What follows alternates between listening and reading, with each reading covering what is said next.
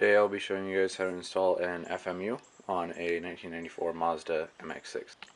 The FMU is a device with a diaphragm and a disc, and when boost pressure, positive intake manifold pressure, is applied through this line onto this diaphragm, it pushes down a little piston that starts to close off the line in between the inline and the outline to the tank, and making this passage smaller and smaller and smaller, increasing the fuel pressure.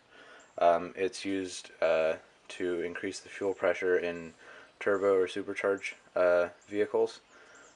Increasing the fuel pressure allows the injectors to push a lot more fuel than they usually would without a retuned standalone ECU.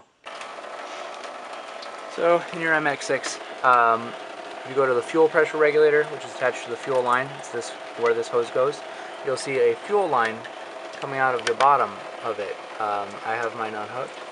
Fuel line goes from there and into there. So basically follow that line into the fuel pressure regulator. Basically you're going to take that line off, and it's going to go from the fuel pressure regulator into the FMU, out the bottom of the FMU, back to the fuel thing. I don't need that length of hose, but that's what I have. And then a reference line here. The vacuum line is going to go into this T-fitting I have for this vacuum line, or basically anywhere that's going to get boost pressure. I'm going to show you guys it installed in a second.